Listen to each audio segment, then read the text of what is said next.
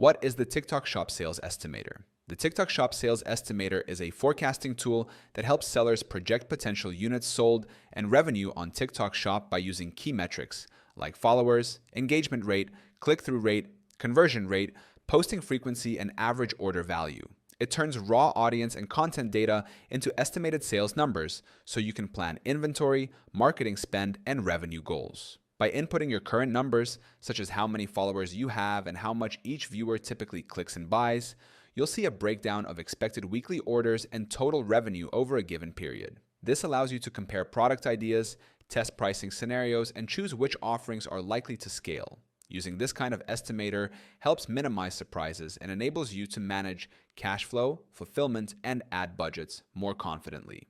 The concept is supported by calculators designed for TikTok Shop that apply these assumptions into formulas. Sellers regularly combine this estimator with analytics platforms like Helium 10 in order to integrate cross-channel insights, compare projections with actual performance, and refine their models. By blending TikTok Shop audience metrics with Helium 10's research tools, you gain a clearer picture of what's possible, enabling better product launches and scalable campaigns. You can start using Helium 10 for free right now by clicking the link in our description.